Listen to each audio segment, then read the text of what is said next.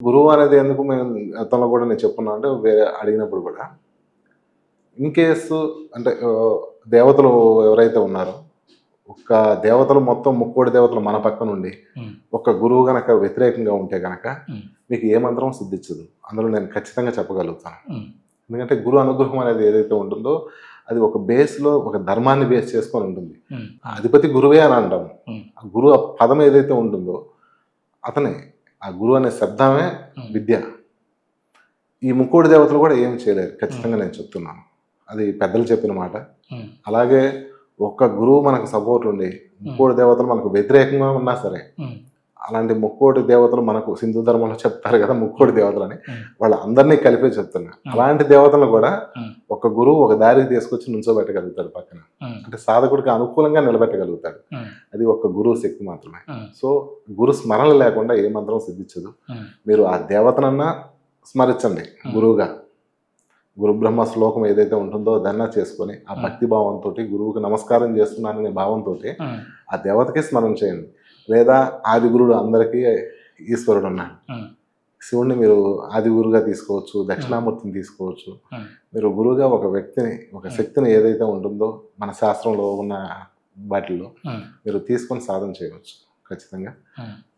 రెండవ నియమం వచ్చేసరికి మితాహారం వస్తుందండి. ఆహారం అలవాట్లు ఫస్ట్ మీరు ఉంటుంది. అలాగే గతంలో ఇందాక చెప్పిన విషయాల్లో కూడా ముందు మీరు ఫిక్స్ అయిపోవాలి. అంటే సాధారణంగా నేను కొన్ని సుఖాలను వదులుకుంటాను అని ఖచ్చితంగా నిర్ణయం తీసుకొని అలాంటిది బాటలో కనుక మీరు వెళ్ళగలిగితే కనుక మంత్రము సిద్ధికి అర్హులు అవుతారు. ఫస్ట్ నాకు అన్నీ కావాలి ఒక 10 నిమిషాలు చేస్తానంటే మంత్రం సిద్ధించదు. అది జరిగిన పని సమయం వృధా అవుతుంది.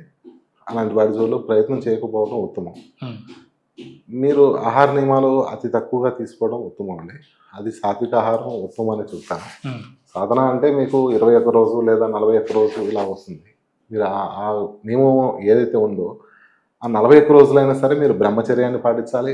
మితాహారాన్ని తీసుకోవటం, ఎక్కువగా మాట్లాడకపోవటం, ఈ జరిగిన వింతలు కానీ సపోజ్ ఏదైనా దేవతా దర్శనాలు కానీ లేదా ఏదైనా స్వప్న దర్శనాలు కానీ బహిర్కృతం అంటే బయటకు చెప్పకపోవడం, హెచ్చులుగా నాకు సాయంత్రం కనబడ్డారు ఇట్లాంటివి అన్నీ కూడా చెప్పకపోవడం ఉత్తమం.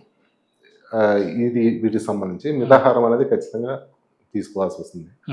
అంటే ఒక మనిషి శరీరాన్ని ఒక కంట్రోల్ అంటే ఒక సాధన స్థితిలోకి తీసుకువెళ్తాడు. అన్నిటికంటే ఉత్తమమైనది ఏంటంటే ఎక్కువగా కదలకుండా ఉండటం. సాధారణంగా వీళ్ళు పరిగెత్తకుండా ఉండటం కానీ నిలకడగా ఒక స్థానంలో కూర్చుంటే కనీసం 2-3 గంటలు కూర్చోగలిగే స్థితిలో వీళ్ళు శరీరాన్ని తయారు చేసుకోవాలి. సిద్ధాసనం ఎందుకంటే మంత్రదీక్ష మీకు మంత్రం సిద్ధించాలి అంటే కనుక మీరు మంత్రానికి మీరు కూర్చున్నప్పుడు దోమ కుట్టిందనో లేకపోతే ఇంకోటనో కాసేపు కదలటము శరీరాన్ని నొప్పి వస్తుందనో ఇలాంటివి ఎప్పుడు చేయకూడదు. అది మీకు ఆసన సిద్ధి లేకపోవడం వల్ల మాత్రమే జరుగుతుండద్ది. మీకు ఎప్పుడైతే ఆసన సిద్ధి మా కూర్చున్నది ఏదైతే సిద్ధిస్తుందో కూర్చున్న పొజిషన్ అంటే ఒక సిద్ధాసనం కానీ ఒక పద్మాసనం కానీ మీకు ఇలాంటి దోషాలు కానీ ఇలాంటివి ఏమి రావు. సో శరీరాన్ని ఫస్ట్ మీరు అలా చేయగలిగి ఆ స్థితిలోకి మీరు మంత్రం మీద ఏకాగ్రతగా మీరు చేయగలిగితే ఇలాంటి ప్రభావం ఏది మీ మీద ఉండదు. మీరు సిద్ధికి అతి తక్కువ మార్గంలో తక్కువగా చేరుకునే అవకాశం ఉంది ఆసన సిద్ధి వల్ల. ఎందుకంటే ఇప్పుడు నేను చెప్పిన నియమ నిబంధనలు ఏదైతే మితాహారాలు ఇవి ఒక ఎత్తు అయితే అత్యుత్తమైంది ఆసన సిద్ధి. అసలు కూర్చోవడమే కుదురుగా లేని వాడికి సిద్ధి అనేది జరగడం అనేది అసలు జరగని పని. ఎందుకంటే సిద్ధి అనేది మీరు మంత్రాన్ని మననం చేస్తూ ఉంటారు. అది ఒక ఫ్రీక్వెన్సీలో మీరు జపం చేస్తూ చేసేటప్పుడు కూడా మీరు చేస్తున్న మంత్రం బయటకు రానియకుండా అంతర్ముఖంగా లోపల కనుక మీరు చేసుకుంటూ ఆ మంత్రాన్ని మీరు చెవులతో వినగలిగితే కనుక వింటూ మీ దృష్టిని భూమధ్యాన కానీ లేకపోతే సాంబవి ముద్రలో కనుక మీరు 45 డిగ్రీస్ అక్కడి నుంచి కొంచెం పెంచుకుంటా పైకి వెళ్ళగలుగుతా మీరు చేస్తున్న మంత్రాన్ని వింటూ గనక జపం చేయగలిగితే కనుక ఖచ్చితంగా 90% మీరు సిద్ధికి అర్హులే. మీకు సిద్ధిస్తుంది, అందులో ఎలాంటి సందేహం లేదు.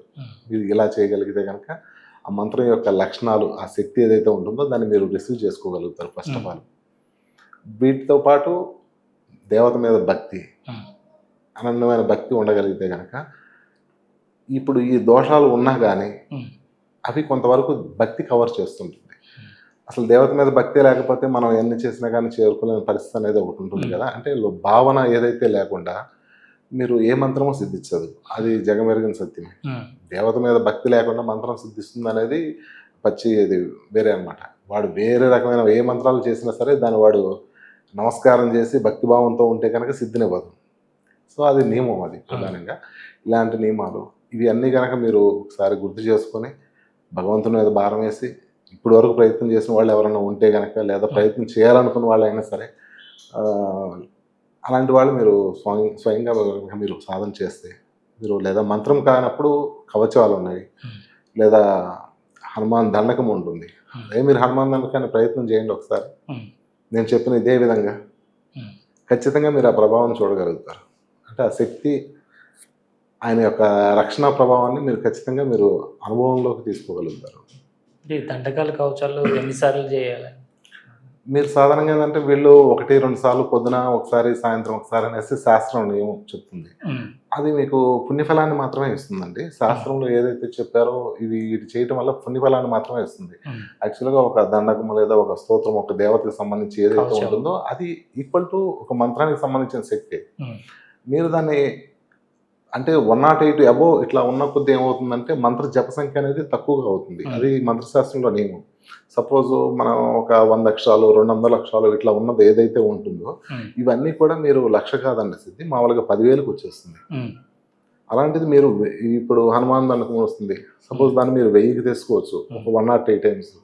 బట్ మీరు పర్ఫెక్ట్గా ఇప్పుడు ఈ రోజు పెట్టుకున్నారు, ఈ రోజు మీరు కలసం స్థాపన చేసుకుని కనుక గురువుని స్మరణ చేసి దేవతను స్మరణ చేసి నిబంధనలతో ఉంటామని మీరు చేయగలిగితే కనుక హనుమాన్ దండకం మీకు ఉత్తమం. అయితే ఇక్కడ మీకు దానికి హనుమాన్ దండకానికి ప్రతి మంత్రం కూడా ఒక్కొక్క శక్తి ఉంటుంది. అంటే ఇప్పుడు మీకు ధనం వస్తుందా లేకపోతే దీంతో ఇవి వస్తాయి అనేసి మీరు అడగవచ్చు. ఇక్కడ ఎలా వస్తుందంటే నేను చెప్పాను కదా,